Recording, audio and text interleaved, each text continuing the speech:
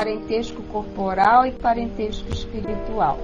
E diz assim: os laços de sangue não determinam forçosamente os laços entre os espíritos.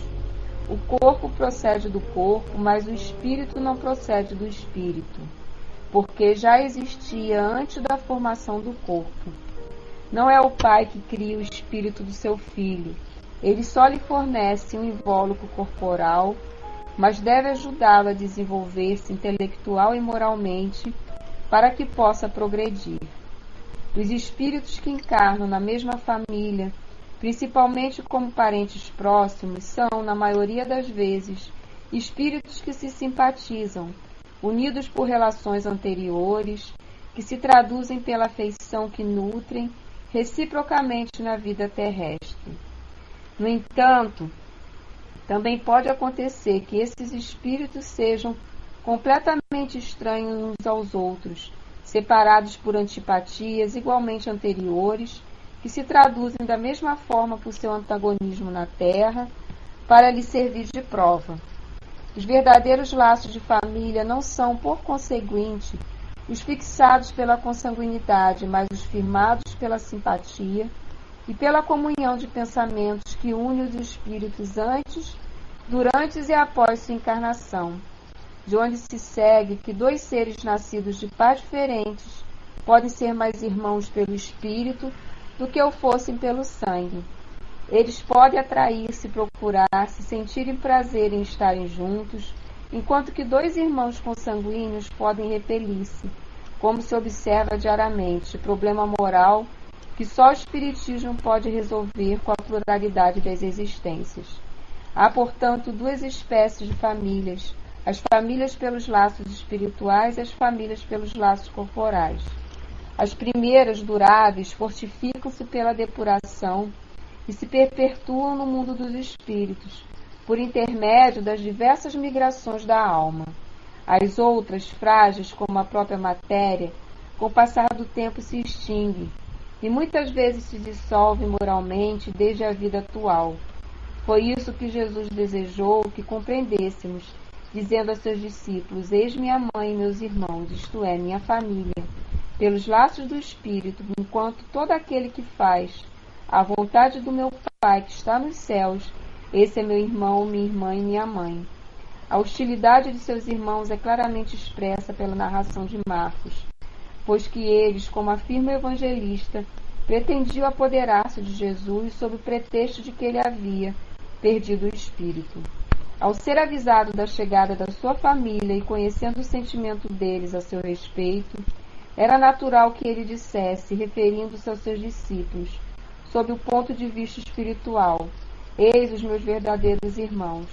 Sua mãe encontrava-se com eles e Jesus generaliza o seu ensinamento, o que não significa de maneira alguma que ele tenha pretendido dizer que sua mãe, segundo o corpo, não lhe era nada como espírito, e por ela só sentia indiferença. Sua conduta em outras circunstâncias provou suficientemente o contrário. Nada melhor como essa passagem do Evangelho, né? Bem oportuna no dia de hoje, porque todos nós somos aqui uma grande família espiritual, graças ao bom Deus, né? Unidos por esse objetivo comum, né? De reforma do nosso caráter, dos nossos sentimentos, para nós conseguirmos chegar no nosso destino, né, daqui a muito tempo, mas que nós sabemos que é a perfeição.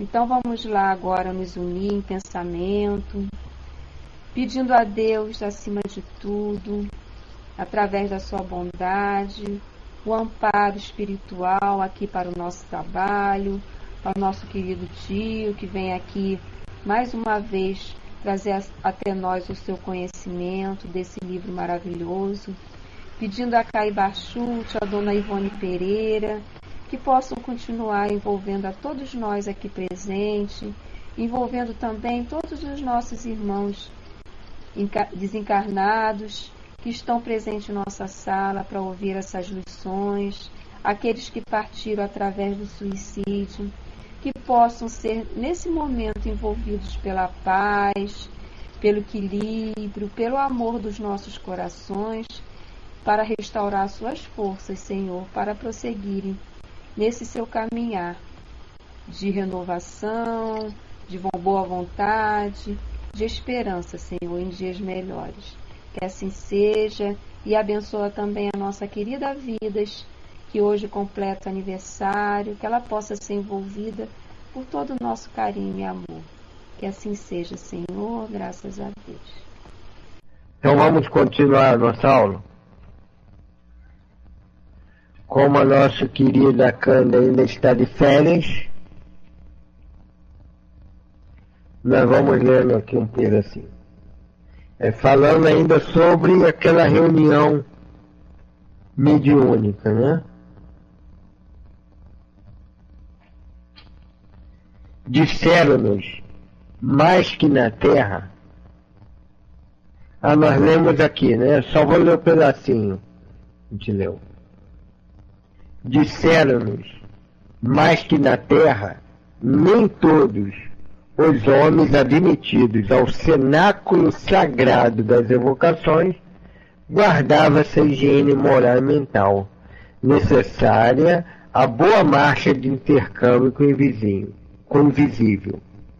Que nos dias decorrentes entre os encarnados existia até mesmo leviandade e abuso na prática das relações com os mortos, o que é lamentável, porquanto todo aquele que age leviano e descriteriosamente em torno de tão respeitável como melindroso assunto, acumula responsabilidades gravíssimas para si mesmo, as quais pesarão amargamente na sua consciência no dia futuro. Então vamos dando uma paradinha por aqui. Tratar com o plano espiritual não pode ser um tratamento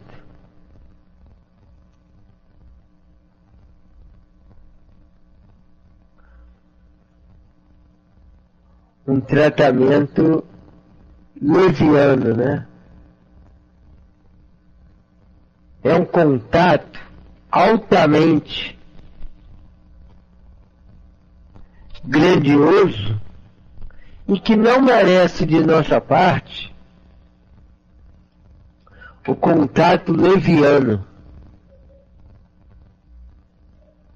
Daí, Moisés, naquela época, lá no Deuteronômio,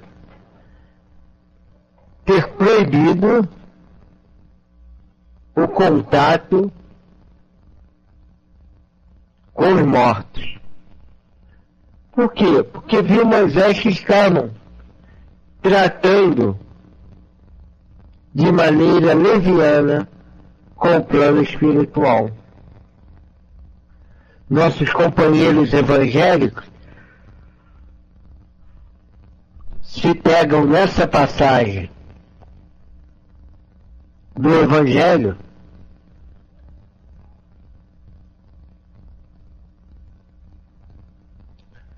para dizer que não devemos também contactar os mortos, porque foi proibido por Moisés. Primeiramente,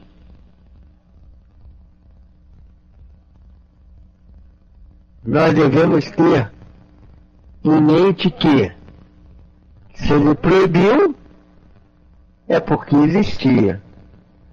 E se existia, é porque era real. Concordam?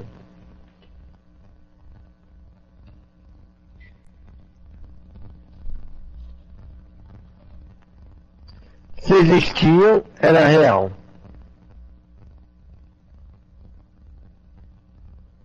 Se mesmo assim não quiserem crer nisso, não, mas ele proibiu porque era errado o contato com os mortos. Em verdade, a gente não contacta morto, né? A gente contacta vivo.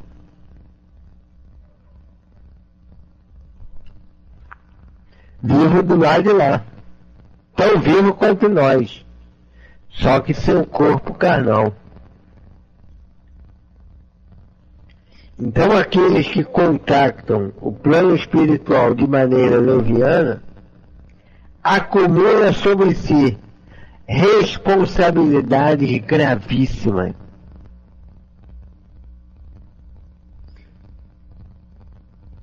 Quantas pessoas nós conhecemos que contactam o plano espiritual levianamente,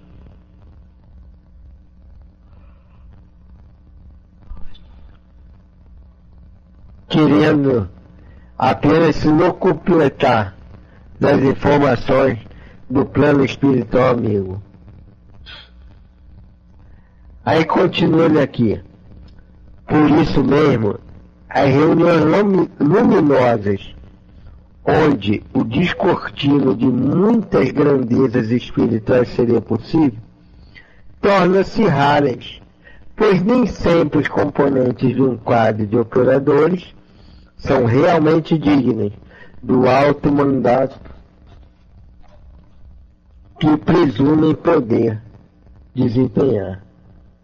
Esqueça-se de que para as verdades dos mistérios celestes refugirem ao seu entendimento, submetendo-se à sua penetração, por lhes desvendar as sublimidades que lhes são próprias, é sempre indispensável aos investigadores autodisciplina moral e mental.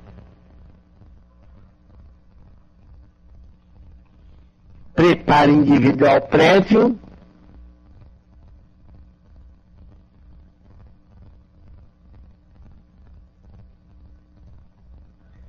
que obriga modificações sensíveis no interior de cada um, ou pelo menos o desejo veemente de reformar-se, vontade convincente de atingir o verdadeiro alvo para o bem.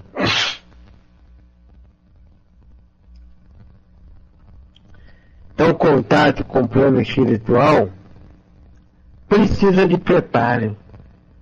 As reuniões grandiosas são raras por faltar esse preparo.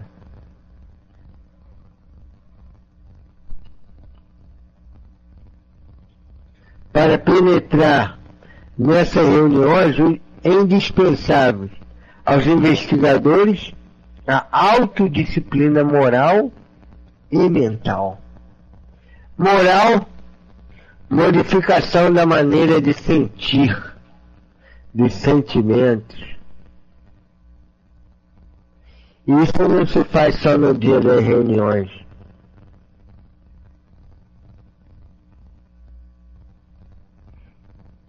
Não, já que é a maneira de sentir como um todo.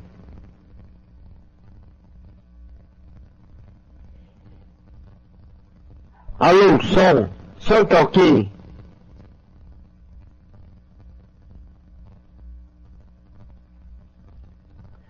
Só a MD Dias que está sem som. MD Dias, responde aí.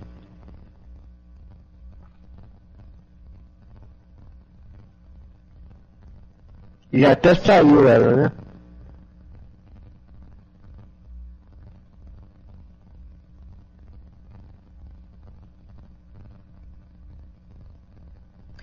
Então, é necessário também a modificação da disciplina mental.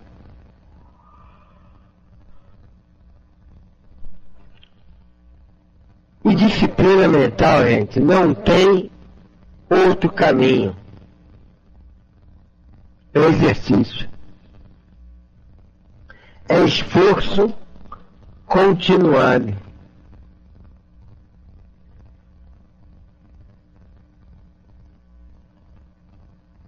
É esforço continuado. A gente só aprende. Ninguém precisa ficar temeroso que ainda não consegue disciplinar de todo o pensamento. Isso é aos poucos.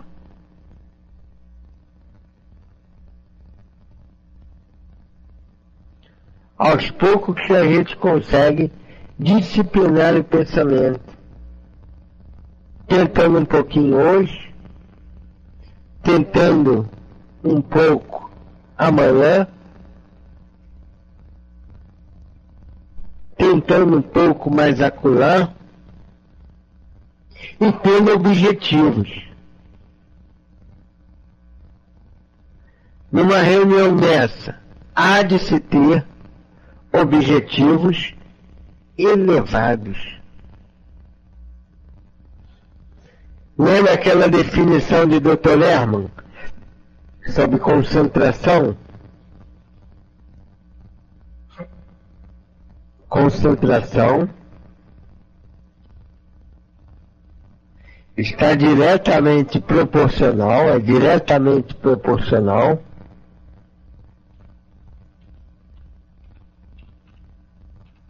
ao desejo de servir. Diretamente proporcional ao desejo de servir. Então é necessária essa disciplina mental,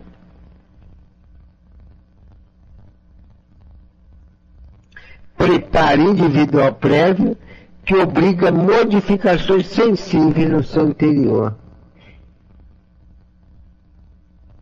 Para nós, seria ser espírita no dia a dia. Esse preparo que vai fazendo com que nós nos reformulemos. Há de se ter essa visão. É um homem de bem no dia a dia.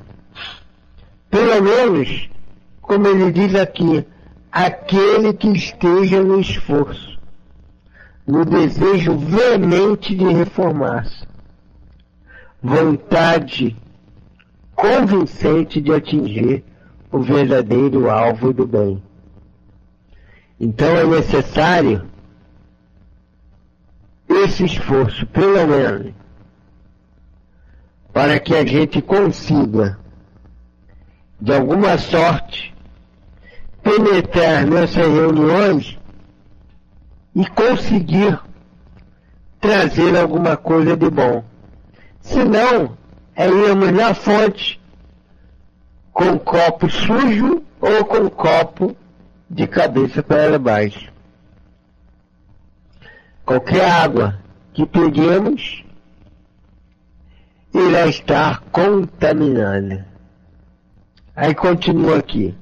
Mas que ainda assim, e apesar de tudo, ordeno o dever da fraternidade que espíritos angelicais voltem vistas frequentemente para núcleos, onde tais infrações se verificam, observando caridosamente a melhor oportunidade para elas comparecerem, procurando aconselhar aqueles mesmos inconsequentes, instruindo quanto possível, despertando em suas consciências o senso real da responsabilidade terrível de que se sobrecarregam, deixando de envergar a túnica das virtudes, apontar na velha parábola do celeste conselheiro, como traje obrigatório para a mesa do divino banquete com as sociedades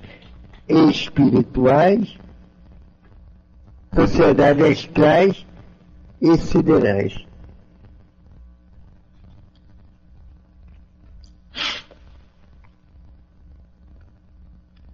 Então, é fazer aquele esforço para estar com aquela túnica nupcial.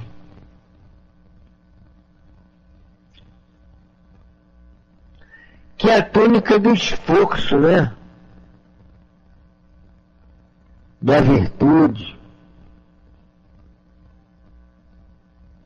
do desejo sincero de crescer.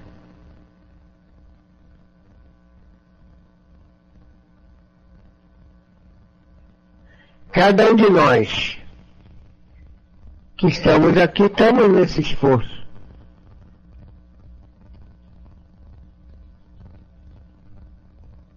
Caso não estejamos mais, estamos acumulando, sobrecarregando de terrível responsabilidade o nosso próprio eu.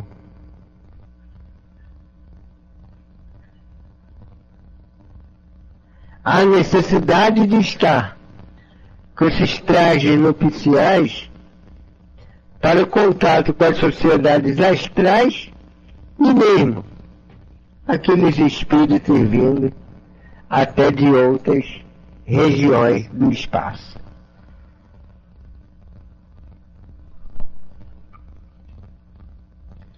E continua ele aqui.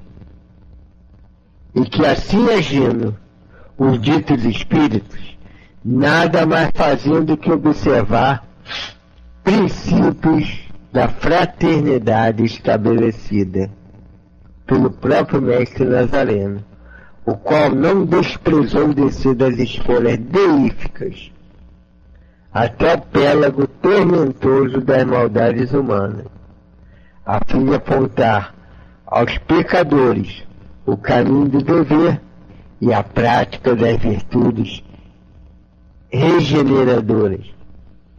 Então, esses espíritos grandiosos,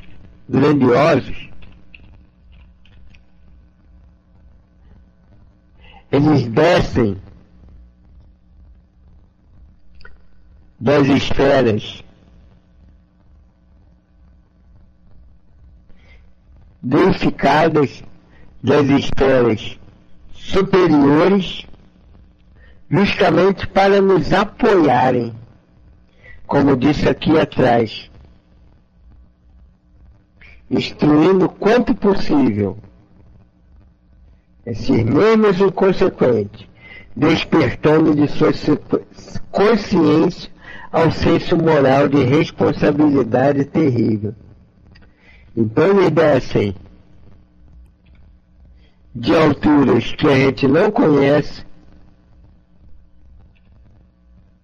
de esferas divinas, né? Deíficas, e igualmente ao Mestre Nazareno, desce até aos pélagos tormentosos, aos abismos tormentosos da maldade humana, a fim de apontar aos pecadores o caminho do dever e da prática das virtudes regeneradoras. Aí lembra aquela passagem lá sobre o dever, né? Lá no Evangelho. O dever é o mais alto laurel da razão. É a mais alta bandeira, né? Da razão. E nesse momento, nós vemos que esses espíritos seguem aquela lei de que o superior sempre desce para ajudar o inferior.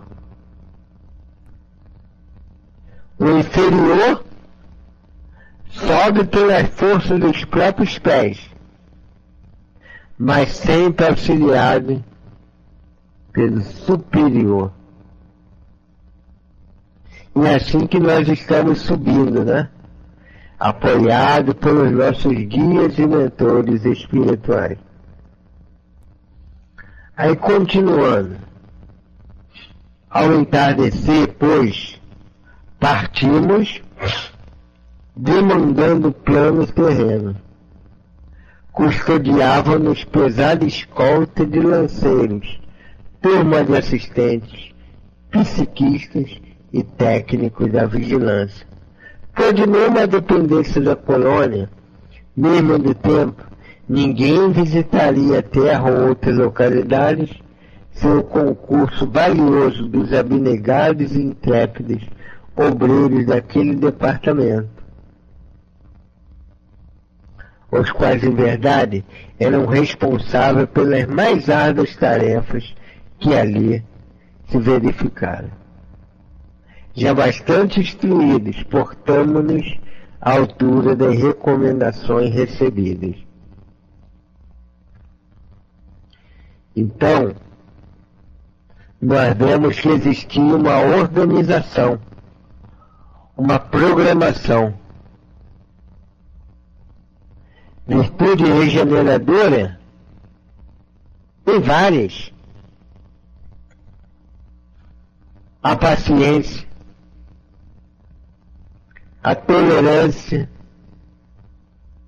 a piedade são virtudes regeneradoras. Transforma o outro, transforma a gente, mesmo que não tenhamos conquistas. O que eu estou falando hoje? Humildade. Humildade quando você toca o outro, né? Porque me pediram aqui um exemplo de virtude regeneradora.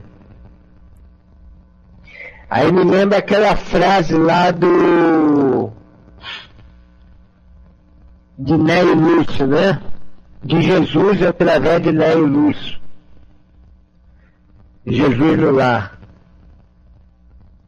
Ainda que o discípulo guarde os pés, encarcerado no lodo da terra,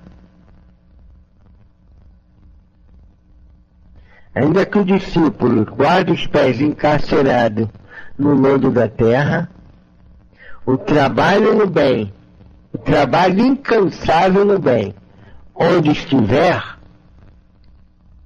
é o traço indiscutível da sua elevação. Então, o trabalho no bem é uma virtude regeneradora, mesmo que tenhamos os pés presos ainda ao lodo da terra.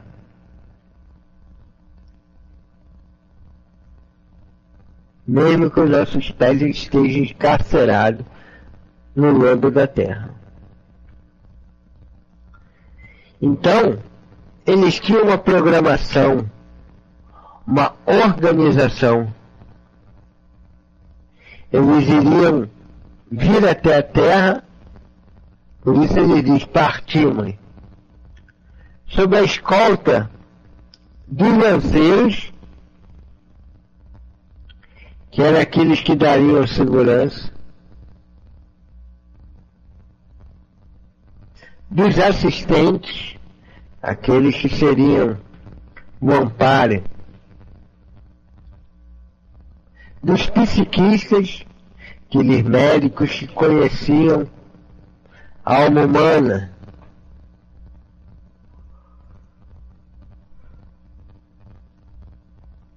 e técnicos da vigilância.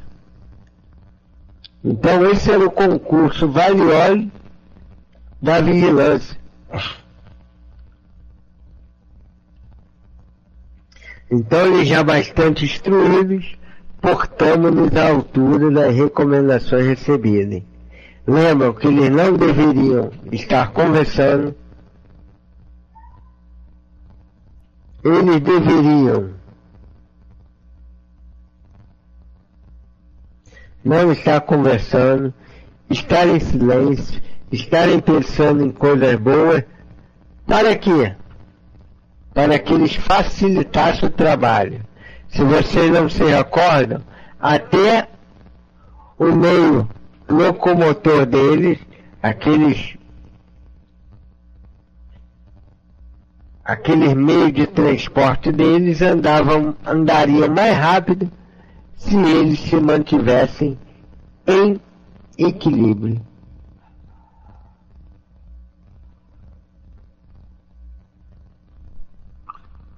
Aí ele diz: nossos comparsas em piores condições, justamente aqueles por quem tantas operosidades se realizavam, foram transportados em carros apropriados, rigorosamente fechados e guardados pela fiel milícia hindu, quais prisões volantes para pestosos, o que nos impossibilitou vê-los. Daquele comboio, né? Seus gritos lancinantes, porém, seus gemidos e choro convulsivo, que tão bem conhecíamos, chegava até nós distintamente, o que nos comovia.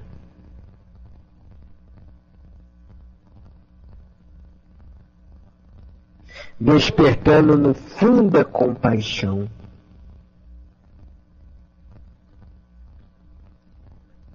Eram aqueles que iriam ser socorridos.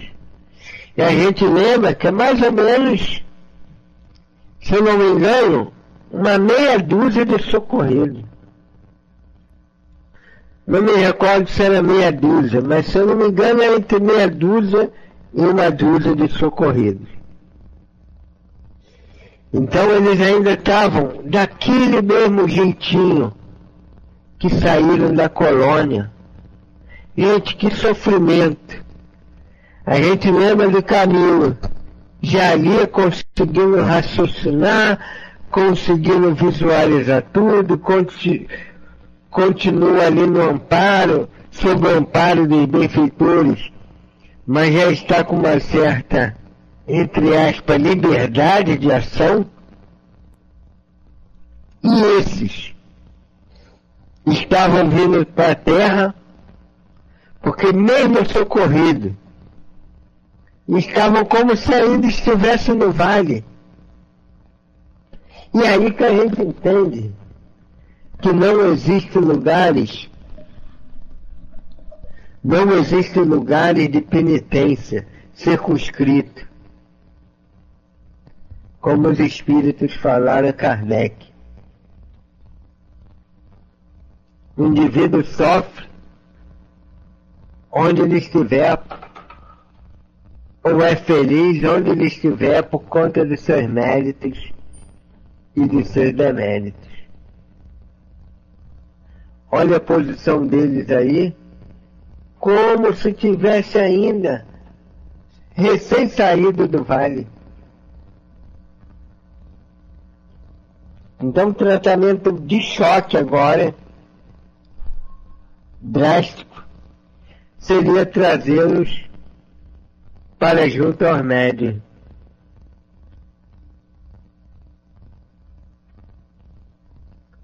Aí ele diz, ansiosos, procuramos socorro ao mal-estar decorrente das prudentes recomendação de Romeu e Alceste.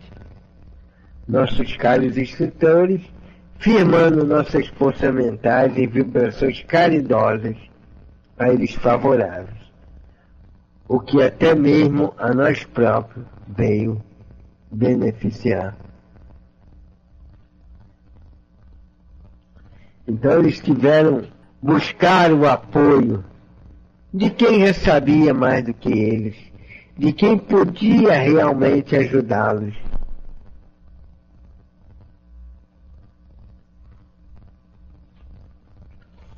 De quem era o referencial para eles naquele momento.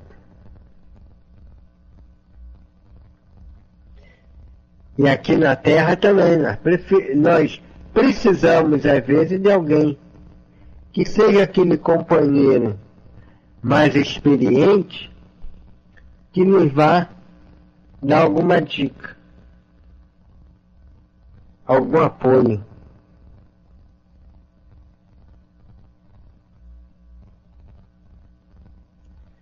Então, nesse momento, eles se sentiram melhores pelas forças mentais de vibrações caridosas que Romeu e Alceste ofereciam também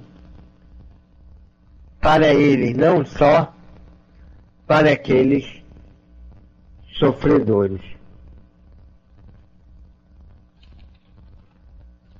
Como vai começar um outro tópico, nós vamos parando por aqui, vamos fazer a nossa prece e depois ouvir a mensagem do plano espiritual, ok? Que é gravada. Que a nossa querida sobrinha Mana irá colocar.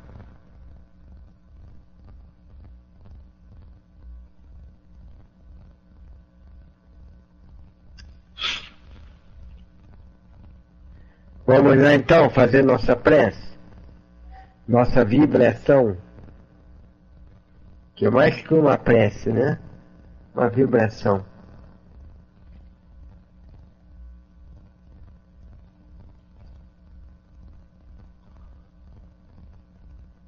Jesus querido, Mestre de infinita bondade, aqui estamos, Senhor, a rogar a Tua proteção a todos nós e a esses companheiros suicidas.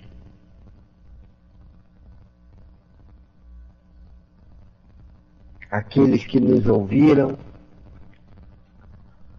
aqueles cujos nossos pensamentos e voz foram levados até eles, aqueles companheiros que estão nas nossas mentes, Senhor, amigos, conhecidos, desconhecidos também,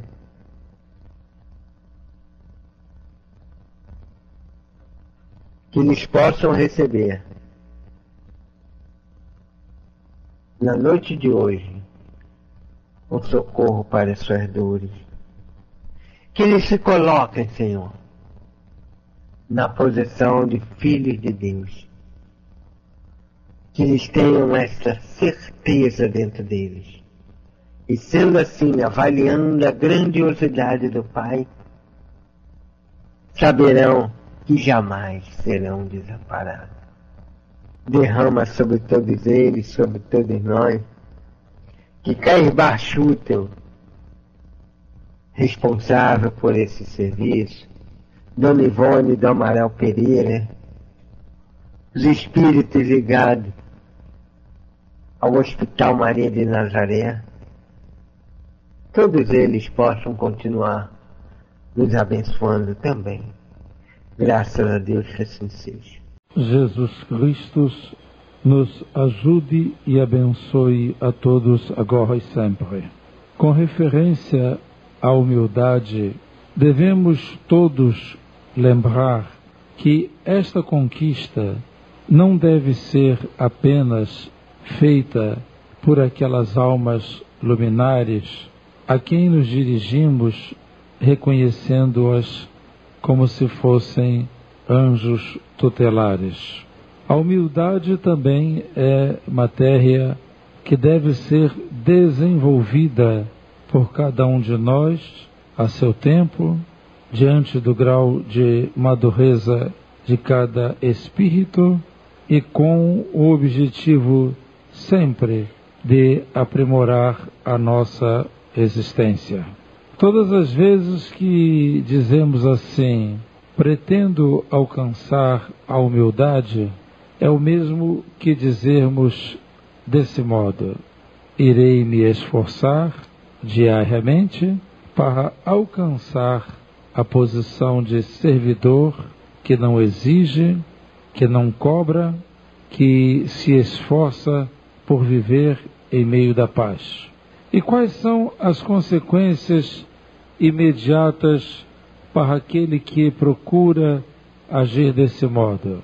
As consequências imediatas são a pacificação interna, a alegria de viver ao lado de pessoas bondosas e amenas, e também o alívio das tensões emocionais que se carrega consigo mesmo quando se está na posição de orgulhosa atitude.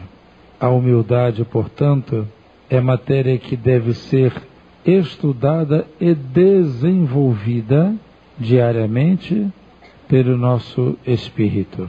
As consequências mais próximas para o homem que é humilde, além da bondade, da tolerância, que ele vai acrisolando dentro de si, igualmente é a paz interna, que o faz observar todas as lutas do mundo sem exigir nada, apenas colabora anonimamente, porém incessantemente, para que as criaturas do local onde ele se encontra se sintam pacificadas.